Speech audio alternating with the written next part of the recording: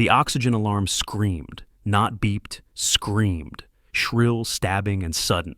"Sophia!" I dropped the soup bowl, ceramic shattering against the hallway tiles, as I bolted toward the bedroom. Colleen Durrett's voice still echoed in my head from earlier that morning. "You're out of compliance, Mr. Mercer. If you won't remove the auxiliary line, we will." I didn't believe she meant it, not like this. But the second I reached the doorway, I knew. The bedroom was pitch black. No hum from the inverter. No blinking status light on the backup unit. And Sophia, she was gasping. One hand clutching her swollen belly, the other clawing at the oxygen mask as if trying to pull air straight from the plastic. I didn't pause to think. I yanked open the protective breaker panel I'd bolted into the wall just 2 weeks ago, because I knew what I'd see. The breaker for the oxygen tank's inverter was flipped, and nothing else. If you've ever felt that surge of power when standing up to bullies, hit subscribe now. This showdown is about to become a masterclass in fighting back. My name's Daniel Mercer. I'm a licensed electrical engineer, third-generation Nevadan, and the system Colleen tried to cut. I designed it myself after my wife's oxygen levels dropped during her second trimester. That breaker wasn't faulty, wasn't overloaded, it was targeted. The HOA didn't like the cable running from my solar array to the protected outlet in our bedroom. Unsightly, they called it. Unsafe. Colleen led the charge. But what they refused to understand was that it wasn't for aesthetics. It was survival. See, Sophia's lungs had been weakened by a severe COVID complication years back. Every trimester had been high risk. We had the best care team in the state, and still the margin was razor thin. Her oxygen tank had a 5-minute buffer, nothing more. I scooped her into my arms and ran for the carport, every second blurring, my heart louder than the siren from the hallway. She was wheezing, slumped against me, one heel missing. Her due date wasn't for another 2 weeks. The baby wasn't ready, neither was I. But this wasn't a medical emergency. Not really. It was sabotage. And somewhere between the flashing red lights of the EMTs and the hospital's level 1 maternity triage bay, I made a quiet promise. Colleen Durrett had declared war on a family just trying to survive. She thought it was about rules, about power lines and visual clutter and community integrity. She had no idea what I was capable of, but she was about to learn. When I got back from the hospital, the first thing I did, after cleaning the broken ceramic in the hall, was walk to the breaker box. I stared at it for a long time. The rest of the house, untouched. Fridge, a sea, lights in the kitchen, still glowing. Only one breaker flipped, the one I installed with a redundant auto recovery loop, built to reset automatically unless flipped manually. I ran my thumb across the switch's scuff mark. The oil from someone else's hand was still faintly visible. They'd done it while I was gone, while Sophia was here alone. I walked out to the porch. The swing creaked beneath me. Sophia picked it out from a catalog last fall. She wanted somewhere peaceful to rock during the late stages of pregnancy. I reinforced it myself, right before we installed the oxygen line. Now, the tank sat on the patio beside it, disconnected. The soft breeze tugged the clear tube like a lifeline gone slack. That porch swing used to be a place of hope. It was where we talked about baby names, where we laughed about terrible HOA fonts, where she held my hand when her lungs ached and we swayed under the stars pretending none of it scared us. Tonight, it looked like a battlefield. I wasn't just going to fix this, I was going to expose it, and I wasn't going to do it alone. Gregory Lorne, the HOA's groundskeeper, was there that morning, quiet, avoiding eye contact, watching the board meeting like he wasn't proud of what they had decided. I remembered the way his jaw clenched when Colleen gave the order. He'd seen something, and I had the skills to prove it. I laid the citations out one by one across the dining table. 14 letters, 11 fines, 2 warnings that future violations may result in HOA board-led corrective action. And every single one came after I filed for medical accommodation. The first notice had come 6 days after I submitted the oxygen line schematic. Unauthorized external electrical conduit visible from street-facing side. The second fine followed within 72 hours. Non-compliant inverter housing, color and contour breach per visual uniformity clause. I'd replied calmly, like a professional, sent them the sealed engineering letter, highlighted the municipal code, attached Sophia's physician directive. They didn't care. Colleen sent a response with the HOA's logo printed in bold. While we empathize with your situation, the structure you've built does not comply with Pinecrest Commons visual standards. They had no idea what empathy meant. I picked up one of the envelopes, crease still fresh, where I'd crushed it the night Sophia collapsed during a coughing fit. That was the night I realized they weren't just targeting the installation, they were targeting us. One of the citations was for visible medical equipment on patio. They took a photo of the oxygen tank while it was in use. My wife was sitting next to it, hunched over in pain. That photo had a timestamp. 11:12 a.m. It was taken during a scheduled HOA inspection. Someone had watched her and taken a picture. I swallowed hard. Across the table, our baby monitor blinked red, not from the nursery, but from the hospital feed I'd rigged in. Sophia was sedated. The baby wasn't due for 12 more days, but the contractions had started and the trauma had set everything in motion. If they'd flipped that breaker at the wrong moment, I stood and turned toward the fuse box again. Still open, still silent. This wasn't negligence, it was a campaign. A pattern. They wanted us out, and it wasn't just us. A year ago, the Connors family 3 houses down had been fined for painting their door beige. The mother was undergoing chemo and wanted something soft and peaceful. Colleen had called it muddied and depressive. Then there was Mr. Hernandez, who was cited for unapproved potted plants. His wife had died 3 weeks earlier. The garden was hers. And the Singh family. They got weekly complaints for non-conforming holiday displays, which was HOA speak for Diwali lights. I kept track of these things, not because I was nosy, but because patterns matter. Systems tell stories, especially when people try to bury them beneath rules, and this board was burying more than rulebooks. I opened my laptop and pulled up the digital archive I'd built. Every HOA email, every citation scanned and categorized. Time-stamped, cross-referenced with Nevada Building Code, ADA protections, and utility exemptions. I hadn't planned to use it for anything more than record-keeping, just in case. Now I was starting to think otherwise. Because when someone deliberately cuts off a medically necessary power source, that's not a civil infraction, it's a felony. The deeper I went, the more coordinated it looked.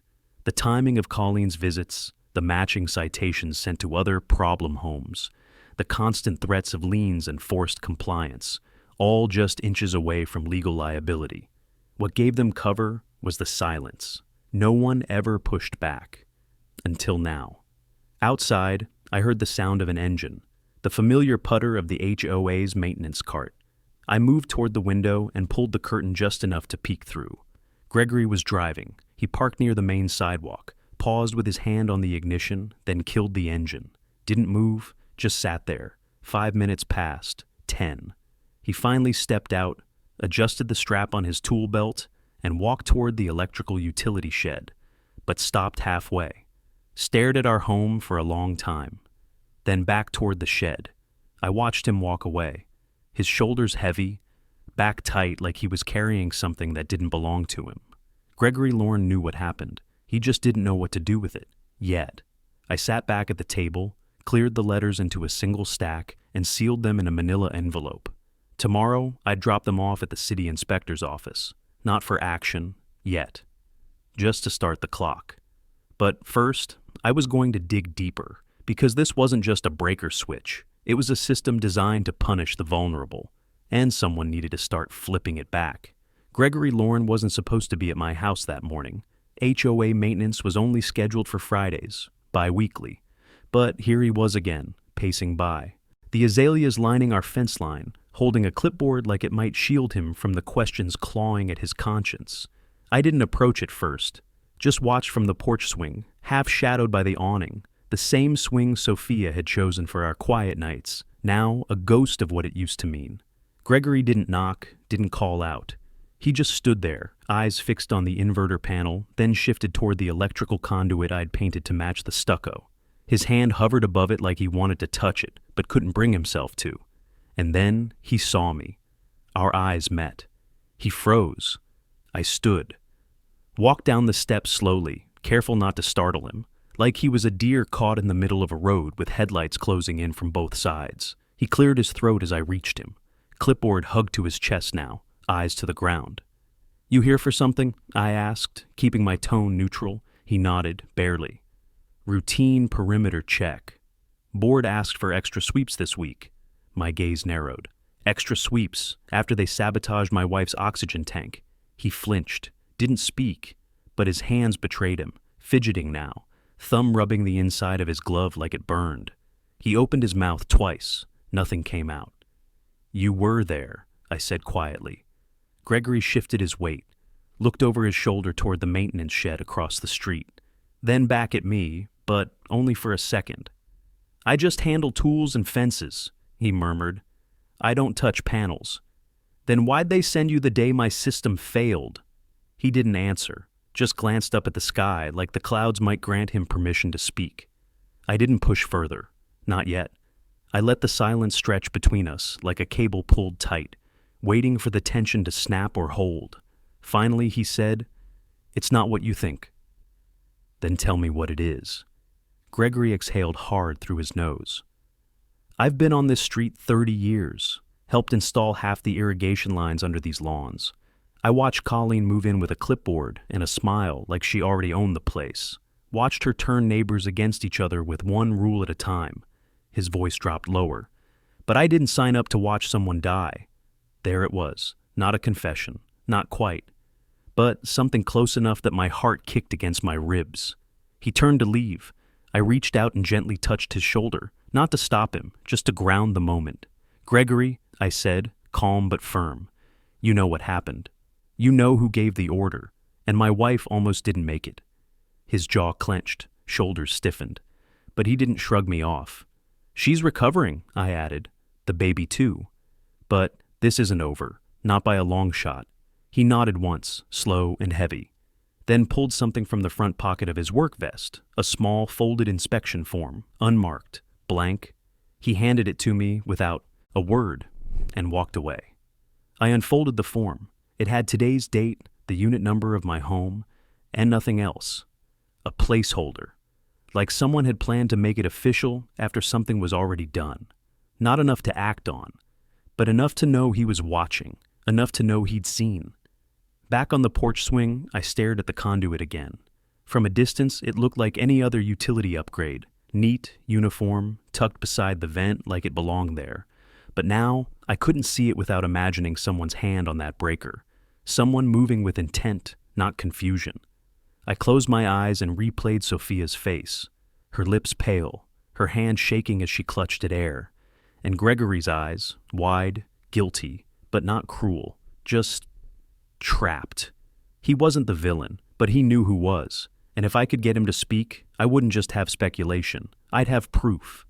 The notice wasn't even in an envelope this time. It was taped directly to our community mailbox, folded once and stapled through the corner like it was too urgent for decency. Big red font across the top, "Final compliance warning." I ripped it down without reading, but I already knew what it said. Colleen had escalated. The last warning came with a fine. This one came with a threat. Inside the folded sheet was a photo. Again. My inverter panel, cropped close enough to hide the reinforced housing, but angled just enough to show the cable running from the solar bank to the protected outlet. They called it unauthorized hardwiring to interior medical devices, as if the oxygen line was some frivolous toy. Below the image, the wording was colder than before. Your continued refusal to comply with community infrastructure standards constitutes a liability for shared grid integrity. Failure to remove the auxiliary line within 48 hours will result in board-initiated physical disconnection and formal legal referral. My fist curled around the page, crumpling it into a tight knot. I didn't care who was watching. I walked straight to the community board and slapped the paper against the glass with enough force to shake the staples loose. Every one of them felt like a punishment for being human. The board was using its own rules like a weapon, but they'd made a mistake by giving me 48 hours. Because now I had time, and every circuit leaves a trail. Back home, I unlocked the panel Colleen's team claimed was a threat. Every wire was still exactly where I left it. No signs of stress or overheating. The inverter was untouched, except for the breaker, and even that had a story to tell. The switch didn't just flip, it resisted flipping. That told me someone forced it manually. Most homeowners would never know the difference, but I did. The tension in the toggle was too sharp, like it had been jammed hard. I ran a fingertip under the plastic casing, rough edge, scratch, a slip from someone's tool, probably metal, probably rushed. I took a photo and recorded. A quick log on my phone, timestamp, panel temperature, voltage indicator, and breaker position. Colleen wanted to play engineer? She'd just invited the wrong one to the table. In my garage, I pulled up the blueprint of Pinecrest Commons' electrical subgrid, something I'd requested 2 years ago during the solar permitting process. They'd granted it reluctantly. Buried in the diagram was a detail they probably didn't realize mattered. An HOA installed sub-panel junction located behind the rec center, wired by an outside contractor 3 years ago. That junction, technically under HOA control, but not exempt from Nevada utility code. Any interference with medically essential lines routed through a permitted energy system was a direct violation of NAC 445 A.8595. I didn't need a lawyer to tell me what that meant. I just needed a jurisdictional body willing to enforce it. I logged into the Nevada Public Utilities Commission portal and pulled up the Incident Report, Tampering Interference section. It required technical documentation, time of event evidence, and potential impact report. I had all three, but I wasn't ready to hit submit, not yet. If I did this right, the complaint wouldn't just name the HOA, it would name Colleen Durrett, personally. That meant I needed something more than scuffed plastic and threatening letters. I needed someone who could confirm what was said and when. I needed Gregory. I returned to the swing. The sun was already falling behind the roofs of the west-facing lots, stretching long shadows across the street. I stared out at the sidewalk where Gregory had paused the day before, the way his boot tapped the pavement, uncertain. The way his shoulders dipped when I said, "My wife almost didn't make it." He hadn't walked away from guilt. He'd walked away from fear.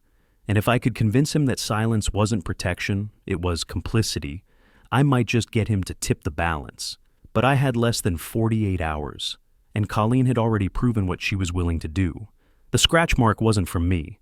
I stared at the breaker switch again, angled under the flashlight, clamped to the rafters above my workbench. It gleamed faintly, a fresh silver crescent near the toggle's base where something sharp had slipped. I grabbed my multimeter, checked the leads, then ran a continuity test along the line from the solar input to the protected medical outlet. Everything checked out. No drop, no arc damage, no sign of thermal fault. In plain terms, the system didn't trip from overload. Someone had flipped it. That scratch? It wasn't a technician's mark. It was a tell. A mistake made by someone who didn't understand how much force those toggles resist once you've locked them under a medical failover loop. I switched off the main panel, unscrewed the faceplate, and carefully slid the breaker from its slot. A fine smear of oil, fingerprint level, marked the side groove, grease mixed with dust. Likely from the gloves the HOA maintenance crew wore, the same gloves I'd seen Gregory wearing on the day he stopped halfway across my lawn and looked like he was deciding whether to run or confess. I took another photo, clean, clear, time-stamped. I uploaded it to a secure drive. Then I went back to the breaker log. Each of the medical-grade inverters I installed had a silent time-stamping module, not wireless, not legal in residential homes, but hard-coded through the trip delay circuit. When I connected the reader module to my laptop and pulled the log, the confirmation stared me in the face. Breaker toggle. Manual disengage. Time, 11:46 a.m. Reset loop. Blocked external interference. It wasn't a malfunction. It wasn't even a surge. Someone had forcibly interrupted a medical energy supply. The circuit flagged the action as a Class C failure, flagged only when interference comes from outside the programmed threshold.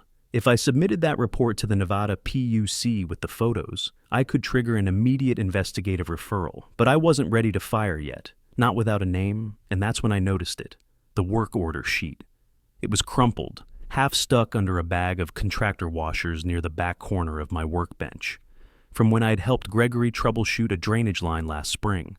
He left it behind after I showed him where the HOA's outdated blueprint still had our lot marked as undeveloped. We'd both laughed about it then, but the sheet had something else. His signature, neat block print, G. Lorne, and below that, a field labeled Panel Access Authorization, date/time, stamped, same day, same hour, 11 a.m., 46 minutes before the breaker was flipped. So he was there. Whether he flipped it himself or watched it happen, he'd been granted access that morning under HOA directive. And that form? It wasn't a copy. It was original. Still had a fleck of dried mud on the back corner from his boots. I slid it into a fresh envelope and sealed it. Gregory might not know I had it, but now I did. And that changed everything. Outside, the wind picked up, dry and sharp, curling leaves across the pavement like little warnings. Across the street, the HOA's rec center sat quiet behind its locked gate. But I knew what lay inside. The shared junction panel, the illegal wiring loop that Colleen insisted no one had modified, but which showed up differently in every permit I'd ever pulled from city records. That panel was next. I had one more piece to find. If the junction box matched the scuff on my breaker housing, if the scratch patterns lined up, or the torque seal was tampered with, I could prove sequence and intent. They wouldn't be able to call it an accident. I shut the breaker box and re-engaged the power. The oxygen inverter hummed back to life in the bedroom, not for Sophia, who was still in recovery, but for me. Because the second that low hum returned to the walls of my house, I knew something the HOA didn't. They thought they'd silence me. They thought power meant control, but I designed systems for when power failed, and I always built a way back in. I sat on the porch swing as the sky turned the color of old bruises, dusty purples bruising into rust. The same swing where Sophia used to rest her hands on her stomach, where we'd whispered names back and forth until one finally stuck. Evelyn, she said. If it's a girl, Evelyn, after her grandmother, after the woman who raised her when no one else would. The swing creaked slightly beneath me, metal aching like it remembered too.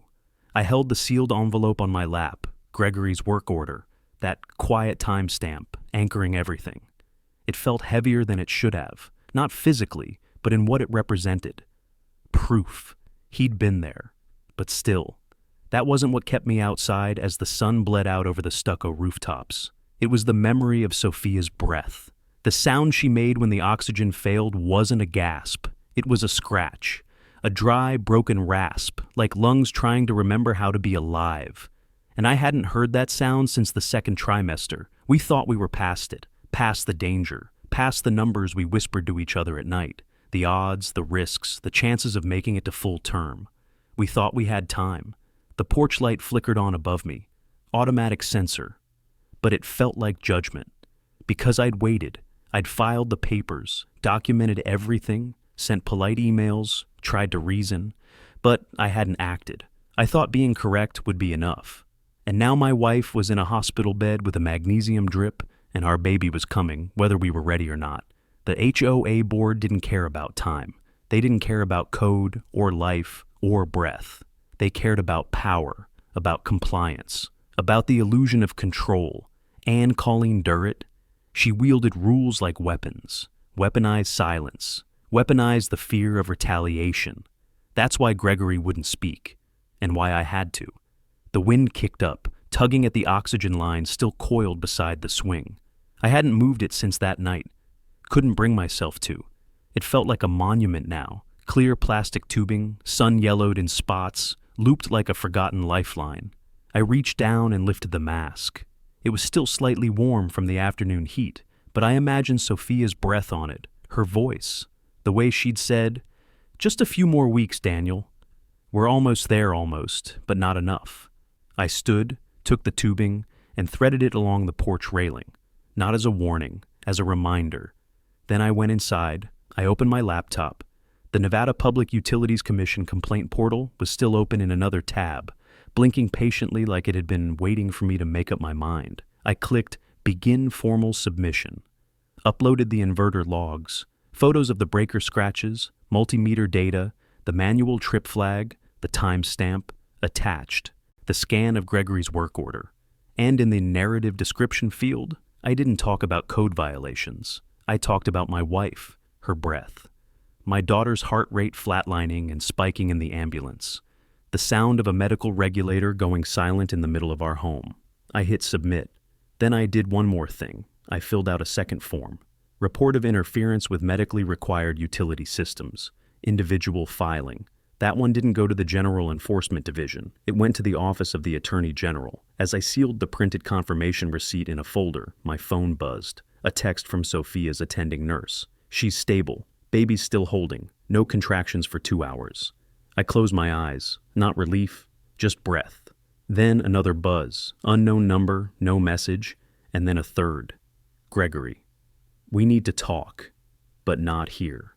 The rec center parking lot was empty, save for a flickering security light that buzzed like an old mosquito trap.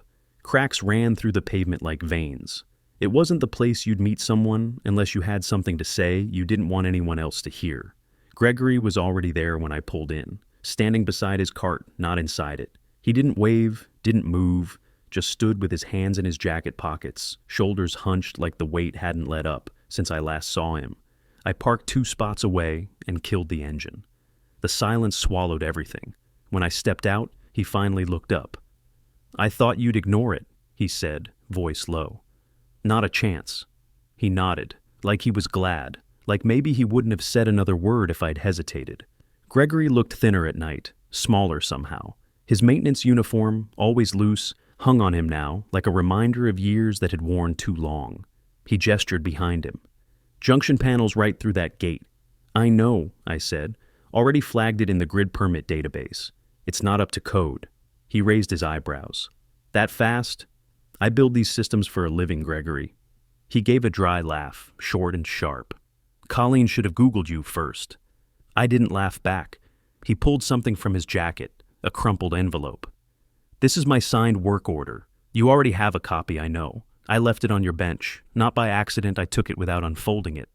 So you were there. He nodded slowly. Colleen sent me with one order, shut off unauthorized auxiliary power at Unit 17. Yours. Said the board approved it that morning in a closed session. No vote, no minutes, just her and 2 others. They didn't want it logged. I felt my jaw tighten. You followed it? I opened the box, he admitted. I hesitated. She showed up halfway through. Watched me do it. I told her it was powering a medical unit. She said, that's not our concern. He was warned. His voice broke a little. I didn't flip it. I believed him, but I also knew silence was a kind of action. She did it herself? I asked. He hesitated, eyes scanning the shadows. She told me to get back in the cart. Said she'd handle the rest. I walked away, but I looked back, saw her pull gloves from her bag. Gregory exhaled, breath shaking. You know the rest. I did. I just hadn't heard it from someone else's mouth. Why tell me now? Because she crossed the line, he said. And you're not like the others she's bullied out of this neighborhood. You document, you think, you stay calm. And if I don't give you what I know now, he swallowed hard. Then I'm no better than her. For a moment, the parking lot felt too quiet, like the whole world had stopped to listen. Gregory, I said slowly, do you understand what this means? If I file this with the PUC and AG's office, she gets investigated for criminal interference, he finished. Yeah, I know, you'd be named. You'd be questioned. He nodded. So be it. I looked him in the eye. There was no flinch now, no uncertainty.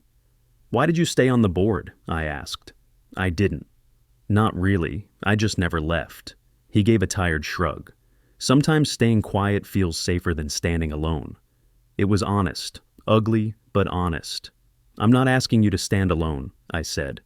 He reached into his back pocket and handed me a key. Small, unmarked, brass. That opens the rec center's back maintenance door. There's a service log inside. Paper, not digital. She signed it after the cutoff. That was it, the last link. He turned to walk away but paused. She'll come after you now. The second she realizes what's happening, I stared down at the key. She already did, I said. My home office didn't look like much. Just a converted bedroom with a second-hand desk, dual monitors, and a wall calendar still stuck on last month. But by 2 a.m., it looked like a command center.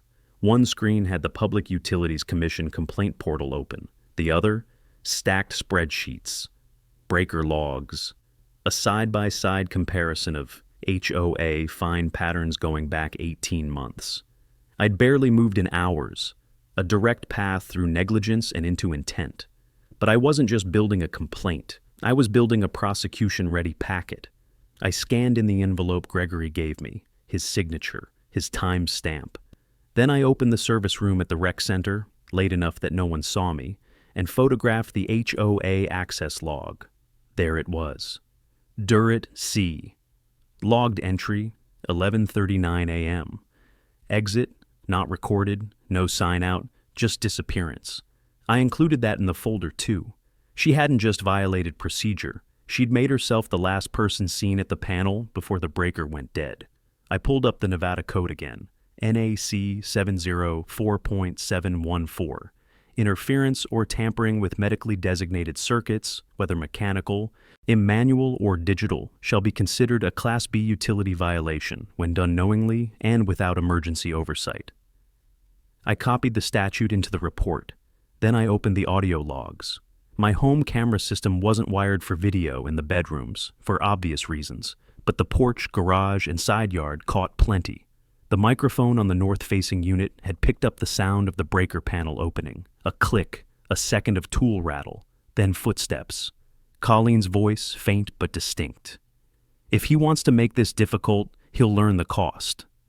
I played it 3 times to make sure. Then I clipped it and attached the raw file to the evidence folder. I'd already submitted the initial report. This was the second wave, the reinforcement. The packet that made them sit up in their chairs and forward it to enforcement, with words like formal investigation and code breach severity. Each piece tightened the loop, but I knew how bureaucracy worked. It wasn't always about truth, it was about weight. Enough pages, enough names, enough irrefutable timestamps to make someone at a state desk realize they couldn't ignore this.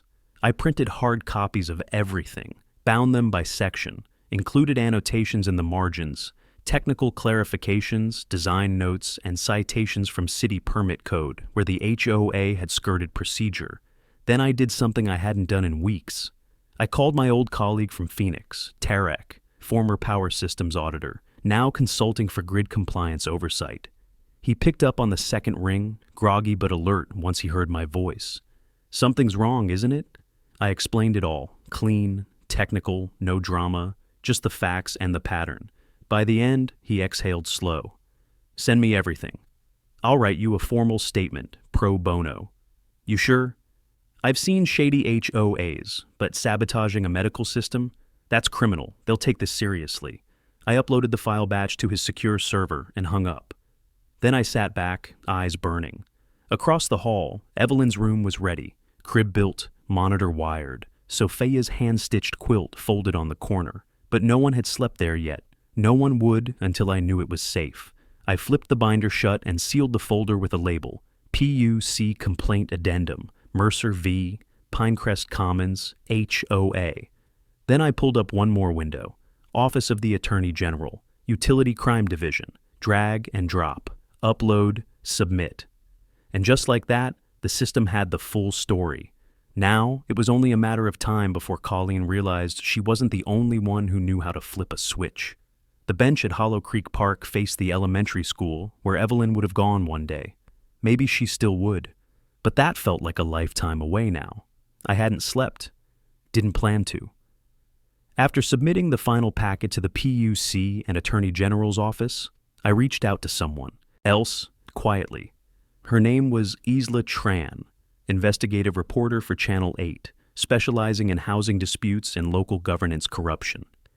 I found her through an old HOA expose about forged votes on a board election. It had gone viral after she got body cam footage from a city inspector no one else had bothered to request. We met on the bench. She brought a legal pad, a thermos, and a voice recorder. No camera crew, just enough distance to keep it unofficial for now. "You're certain about everything in this file?" she asked, flipping through the printout. "Every page is documented. I triple-sourced the timestamps. And you've already submitted this to the state?" I nodded. "I didn't come to you for pressure. I came for visibility." She glanced at the park behind us. A few kids on swings, a woman walking her dog. "You think they'll bury it?" "I think the HOA board is more connected than they let on. If this disappears into a low-priority queue, they'll say it was all a misunderstanding, a bad faith error, something soft and deniable, and the woman who nearly died will become a footnote. She closed the file. Then let's make sure she doesn't. I handed her a small USB. Audio from the breaker panel. You'll hear her voice. You'll hear the intent, Colleen Durrett. She says, if he wants to make this difficult, he'll learn the cost. 45 seconds before the oxygen cut out. Isla raised an eyebrow. She's bold. She's used to people backing down. A shadow passed over us as a cloud rolled across the morning sun. Isla turned off the recorder. This goes on air, there'll be blowback. I'm counting on it, I said. Just wait until the AG or PUC makes their first move. I want the coverage to mirror the action, not get ahead of it. She stood, slung her bag over her shoulder. You've got a calm way of going for the throat, Mr. Mercer. I design critical systems for failure scenarios. You don't survive long in that job if you don't know when to flip the right switch. She smiled, nodded once, and walked back toward her car. I stayed behind. The kids at the far end of the playground didn't know what power grids were, didn't know about housing covenants or code loops or compliance clauses. They just laughed, chasing each other between the slides and the monkey bars. That's who the board forgot about. People who were still growing into the world. People like Evelyn. I checked my phone. New email. Subject: PUC complaint acknowledged. Investigation initiated. Body: we have escalated your report to the Utility Oversight and Enforcement Division. You will be contacted for a formal interview within 48 hours. There it was. Confirmation. And then another ping. From Nevada Attorney General's Office. Subject: your report has been received and reviewed by our Utility Crime Intake Unit. We are opening a preliminary inquiry. I forwarded both to my external drive, backed up the copies. This wasn't just a complaint anymore. It was an open case. That evening, as I walked past the HOA bulletin board on my way home, something had changed. The usual postings were gone. In their place, a single printed sheet, Community Safety Alert. Residents are reminded that any unauthorized sharing of internal board materials, HOA schematics, or member communications is a direct violation of HOA privacy policy and subject to immediate action. No name, no signature. But I knew who wrote it. She was rattled. Good. Let her feel what it was like to operate without impunity. I pulled the page down, took a photo, tucked the paper into my back pocket, then walked across the street toward the recreation center. Tomorrow, I'd use that brass key Gregory gave me, and then I'd have the final lock broken. The rec center was still locked when I arrived. Morning mist clung to the sidewalk, rising in slow curls from the pavement like breath from a sleeping animal. I waited across the street until the landscaping crew drove off. Then, I crossed the lot and slipped around the side, toward the narrow steel door marked Maintenance, Staff Only. The brass key Gregory gave me slid in without resistance. Inside, the room smelled like dust and copper. Old rags hung on nails, coils of hose looped along one wall, and a mounted electrical panel glinted in the overhead fluorescence like a stainless steel confession booth. This was it, the HOA's junction, where Colleen's orders had become action. I scanned the space quickly, service logs stacked on a clipboard hung by the breaker. A ragged binder sat open beside a locking cabinet. A map of the development's grid was pinned behind plexiglass, annotated in blue ink. It matched the copy I had at home, except one thing. A red slash had been drawn through my unit's circuit line. Lot 17, non-conforming. I took a picture. Then I turned to the breaker. It was sealed, barely. A plastic torque tag meant to snap if opened, but the corners had stress marks. I ran my thumb over the seal and found it. A hairline crack right along the injection seam. You wouldn't see it unless you were looking for it. But I'd seen dozens, designed some myself. It had been opened, quietly, then pressed shut again to look untouched. I photographed it from 3 angles, then gently pried it loose. The cover slid open. Inside, the switch for my line, Unit 17-0/Med, was still half-pressed, not tripped, not off, but not fully seated, like someone had jammed it down and panicked halfway through. And below it, something even more telling, a faint scrape across the metal housing, the same pattern I'd documented on my own breaker panel at home. I took a cotton swab from my pocket, tapped it against the mark, and slid it into a sample bag. I wasn't just playing engineer anymore. I was treating this like a crime scene, because it was. I turned to the service. Log pages dog-eared, filled with half-legible entries. Then I found it. Date, April 12th. Time, 11:37 a.m.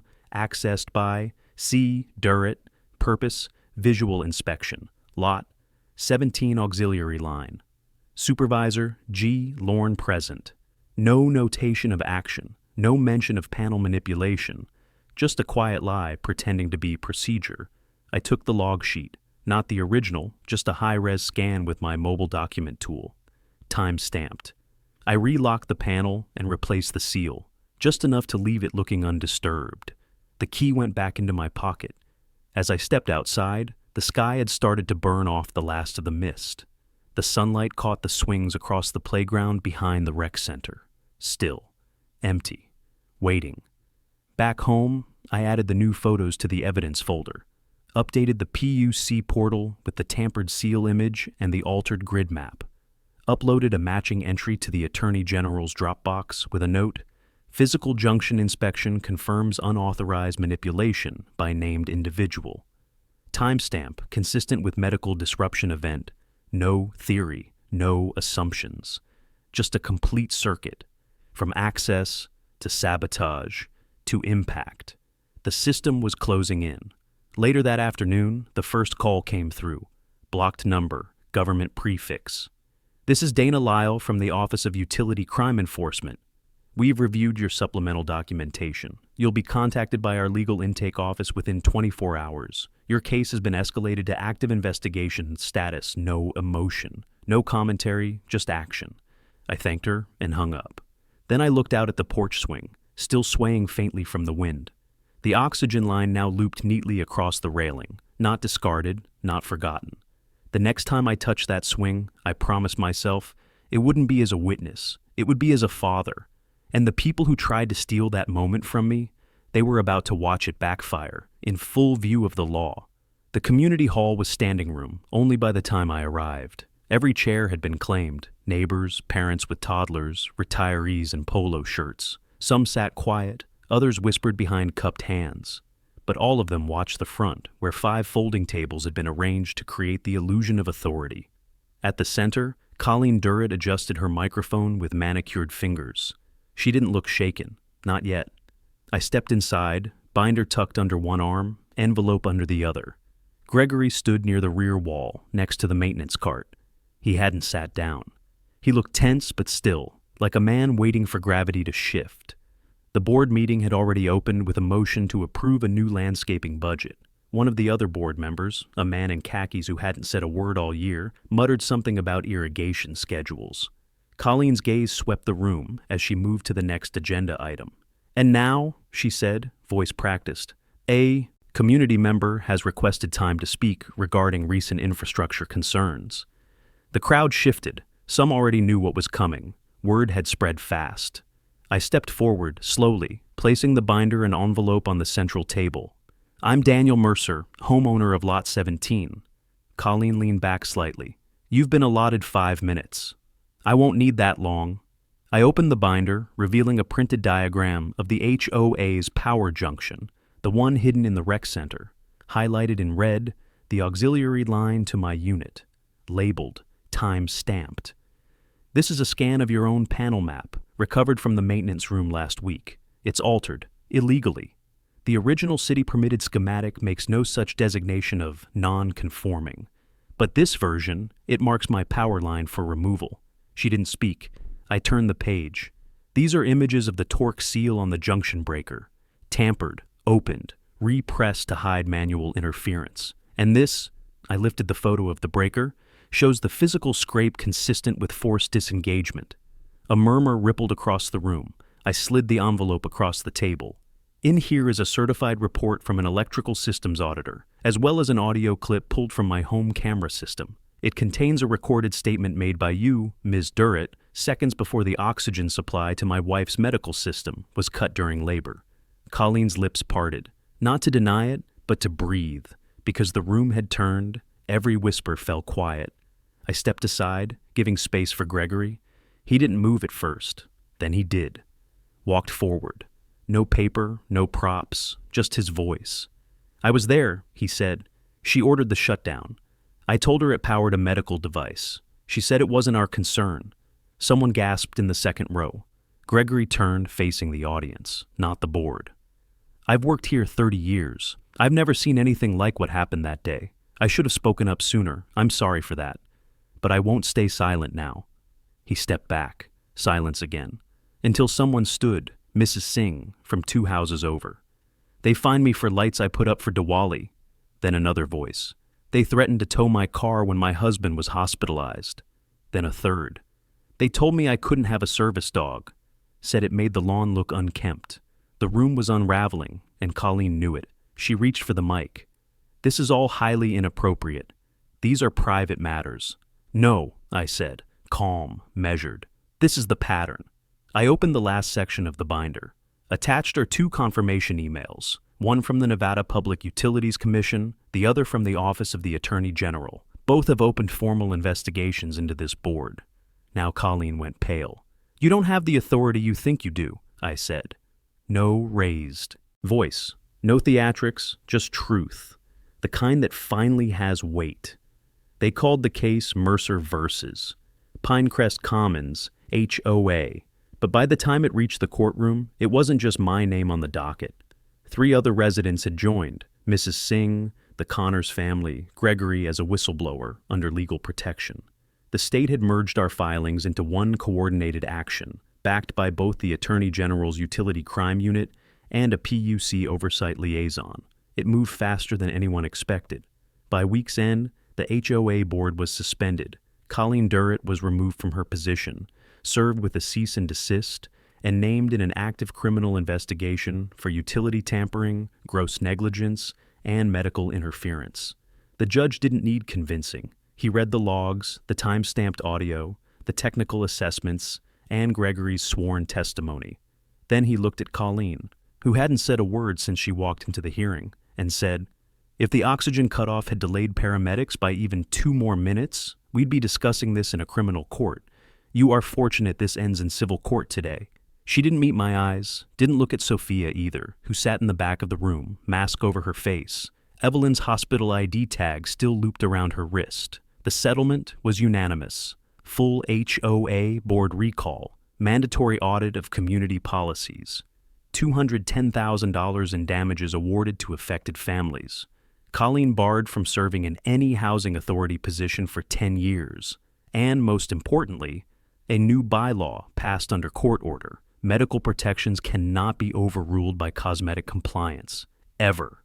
The moment we stepped out into the courthouse hallway, Sophia gripped my hand hard, not out of fear this time, but relief. We didn't speak much on the ride home, just held hands in the quiet, Evelyn's bassinet carrier between us, wrapped in the same quilt Sophia had stitched during the long nights before everything went sideways. Back home, I walked out to the porch swing alone, placed the folded judgment summary on the seat, and let the wind tug at the edges. The oxygen line was gone now. So was the anxiety that came with every flicker of a light or electrical hum.